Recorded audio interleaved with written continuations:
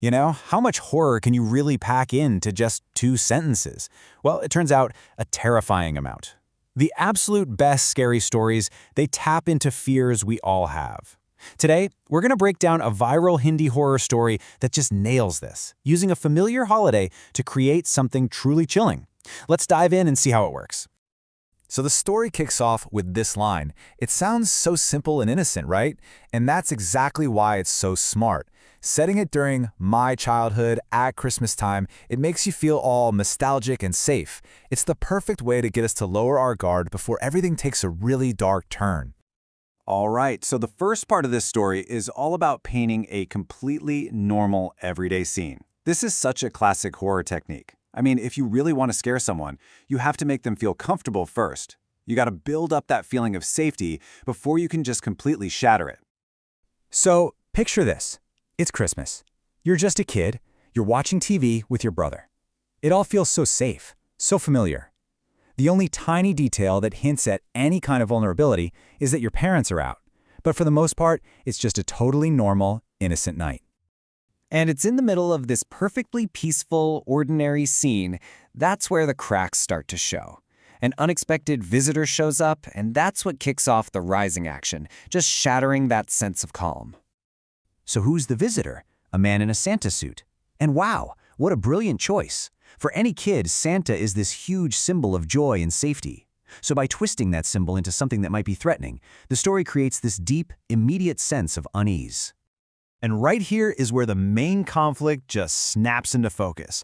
The man isn't just standing there, he's actively trying to lure the child with a gift. It creates this incredibly tense dilemma, you know? The desire for a present versus that warning that's always in the back of your mind about strangers. So this is the big question hanging in the air, not just for the child in the story, but for us too. Is this just some friendly holiday visitor, or is something seriously wrong here? The story just holds us in that suspense, and it's that not knowing that makes it so effective. What happens next is the climax. It's all about a split-second decision where a childhood instinct and some really important advice from parents come together to save the day. So, faced with this really tempting offer, the child's brain just clicks. They remember that one super important rule: you do not open the door for strangers. So instead of giving in, they call for their brother. It's such a simple, realistic thing to do, but it's the one action that changes absolutely everything.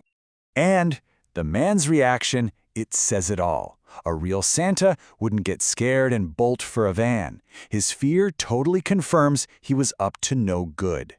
So he escapes, the immediate threat is gone, but the story, it is not over yet. Okay, this is where the story introduces a totally new kind of horror.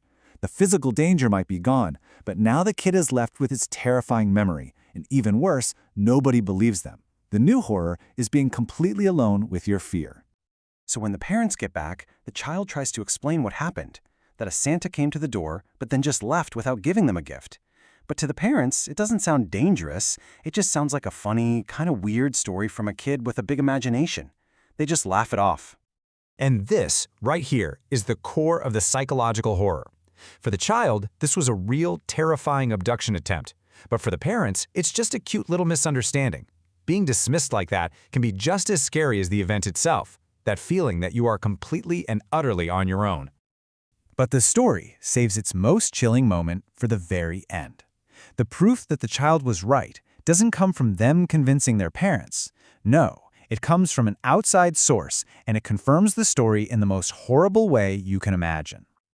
The very next day, the news breaks, and it's the final, horrifying piece of this puzzle. And there it is, the punchline. A news report confirms that a man dressed as Santa was in fact kidnapping children from their very own neighborhood. The child's fear wasn't just in their head, it was part of a much larger, horrifying reality. The story ends on this really heavy note.